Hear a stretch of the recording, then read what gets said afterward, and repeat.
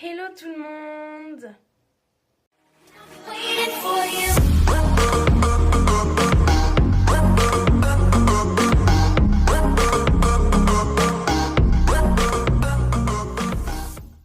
J'espère que vous allez bien. Aujourd'hui, on se retrouve pour une nouvelle vidéo. Donc aujourd'hui, j'avais envie de vous partager mes 10 films préférés, donc qui datent de cette année ou ou de l'année dernière, ou même qui sont plutôt anciens. Donc il y en aura 10. Donc dites-moi dans les commentaires si parmi les films que je vais citer, il y a également votre préféré en commentaire. Et si vous le souhaitez, faites-moi également une liste de vos films préférés. Peut-être qu'il y en a que je ne connais pas et que je vais peut-être découvrir grâce à vous. Donc du coup, j'espère que cette vidéo vous plaira.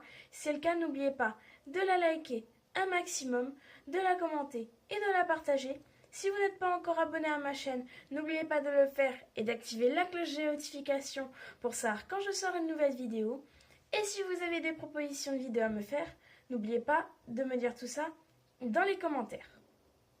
Donc du coup, le premier film, ce sera Midnight Sun. Donc à chaque fois, j'essaierai de vous mettre une petite image du film ici. Donc le premier, ce sera Midnight Sun de Bella Thorne, avec dedans Bella Thorne et Patrick Schwarzenegger. Donc pour résumer, c'est l'histoire de Kitty Pryce, une jeune adolescente qui est atteinte d'une maladie assez bizarre, on va plutôt dire XP. Et donc du coup, ça l'oblige de rester chez elle. Elle n'a pas le droit d'être en contact avec le soleil, sinon elle risque de mourir. Et puis depuis qu'elle est toute petite, elle regarde par la fenêtre un garçon, donc son voisin, mais lui, il ne la connaît pas. Et un jour, en sortant le soir, ils vont se rencontrer. Et c'est toute une histoire de romance à l'eau de rose. Et c'est vraiment un film très beau, très romantique. Et j'en ai presque même pleuré à la fin. Deuxième film adapté d'une histoire vraie, c'est Le pianiste de Roman Polanski. Donc c'est adapté de l'œuvre de Władysław Szpilman. Donc c'est une histoire vraie. Donc Władysław Szpilman, un célèbre pianiste polonais, vivait pendant la Seconde Guerre mondiale et donc à Varsovie. Et malheureusement, il a été enfermé dans le ghetto et toute sa famille a été emmenée au camp d'Auschwitz, sauf lui. Donc du coup, ça parle un peu de son histoire, comment il a vécu tout ça. Donc du coup, il a eu la chance de survivre et malheureusement, Spielman est décédé en 2000, mais il a laissé une trace écrite de son histoire. Et Roman Polanski, pour lui rendre hommage, lui a dédié ce film en s'adaptant de ce qu'il avait écrit. Et franchement, c'est un très beau film, très touchant. Il y a certaines scènes qui sont quand même dures à regarder, mais franchement, c'est vraiment un très très beau film. Troisième film, ce serait Qu'est-ce qu'on a encore fait au bon Dieu avec Christian Clavier.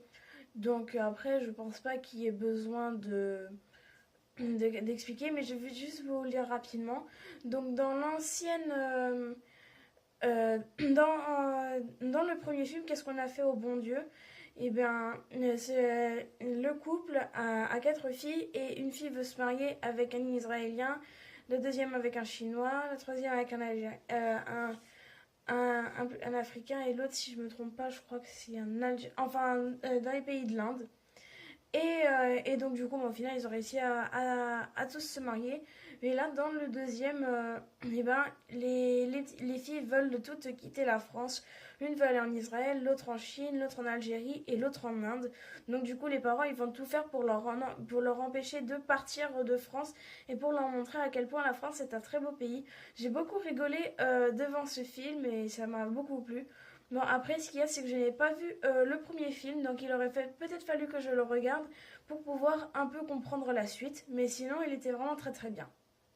Quatrième film, ce sera la Grande Vadrouille avec dedans Louis de Funès et Bourvil. Donc vraiment, c'était une superbe comédie. Donc ça parle un peu de la guerre et tout ça, mais bon, c'était une superbe comédie. Bon, après, c'est du Louis de Funès, donc rien à dire là-dessus.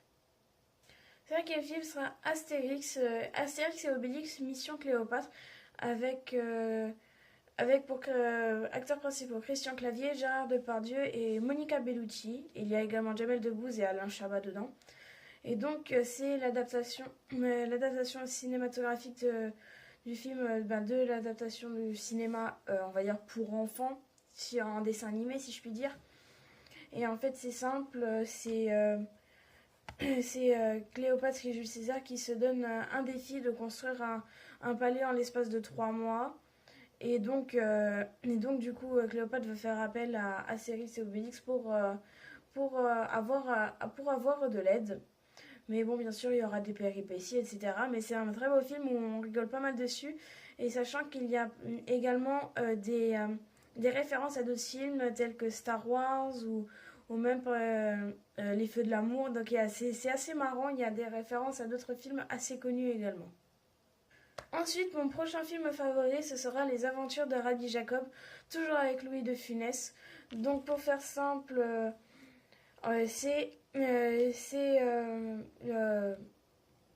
donc c'est lui qui va incarner le rôle d'un rabbin.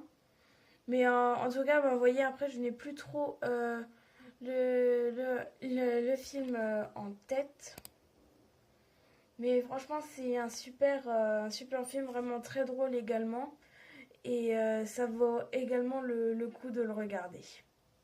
Ensuite, ce sera de l'animation. Donc, ce sera L'étrange Noël de Monsieur Jack de Tim Burton. Donc, franchement, également, j'ai adoré ce film d'animation. Franchement, il est au top. C'est un peu de l'horreur également, mais on va dire pour les enfants, entre guillemets. Donc, pour ceux qui n'auraient pas vu le film, ça se déroule parce qu'en fait, il y a plusieurs villes, dont le village d'Halloween, où Monsieur Jack, c'est vraiment celui surnommé le roi des citrouilles, c'est le maître de l'épouvante. Et, et donc du coup, Jack, il en a un peu marre, il a envie de changer un peu. Et en se promenant dans la forêt, il va découvrir toutes les portes qui mènent vers les autres mondes, dont celle de Noël. Et il va tomber sous le charme de la fête de Noël et il va vouloir organiser la fête de Noël à la place du Père Noël. Et franchement, c'est également un film qui est très très beau, avec des moments touchants.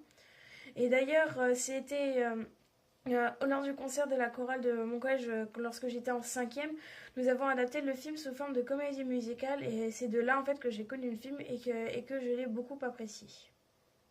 Prochain film, toujours dans l'animation, ce sera Coraline de Henry Selick. Donc non, ce n'est pas de Tim Burton, mais c'est bien Henry Selick qui a créé ce film. Donc pour faire simple, on va dire c'est aussi un petit film d'horreur pour enfants que j'ai bien apprécié. Donc pour faire simple, c'est Coraline qui emménage dans un nouveau quartier et il y a plein de gens vraiment bizarres et tout. Et un jour, elle va recevoir une poupée, mais avec des boutons à la place des yeux. Et, et puis, elle va trouver dans sa chambre une porte qui va la mener vers un monde parallèle au sien. Mais c'est vraiment tout pareil. Sauf que les gens, ils ont des boutons à la place des yeux.